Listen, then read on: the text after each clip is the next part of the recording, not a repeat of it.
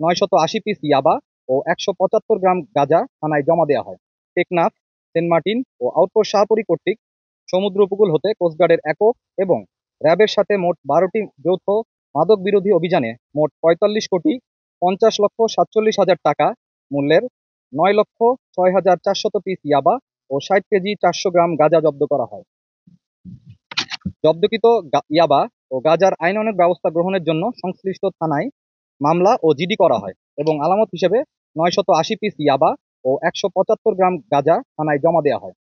পরবর্তীতে chief judicial magistrate Cox's Bazar স্মারক নং 436/25 তারিখ 30 এপ্রিল 2025 মোতাবেক বিসিজি স্টেশন টেকনাফে রক্ষিত 9,05,490 পিস ইয়াবা ও 60 কেজি 225 গ্রাম গাঁজা ধ্বংসের নির্দেশনা প্রদান করা হয়।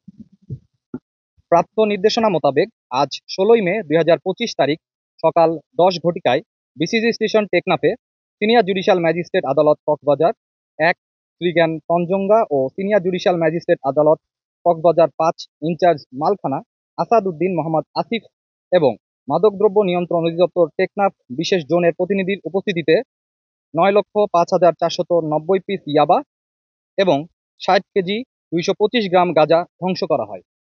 দেশের আইনশৃঙ্খলা পরিস্থিতি স্থিতিশীল রাখতে এবং মাদক পাচার রোধে বাংলাদেশ কোস্টগার্ড 24 ঘন্টা টহল জারি রেখেছে, যার মাধ্যমে কোস্টগার্ডের আওতাধীন উপকূলীয় এবং নদী তীরবর্তী অঞ্চলের আইনশৃঙ্খলা পরিস্থিতি এবং মাদক পাচার রোধ অনেকাংশে উন্নত হয়েছে।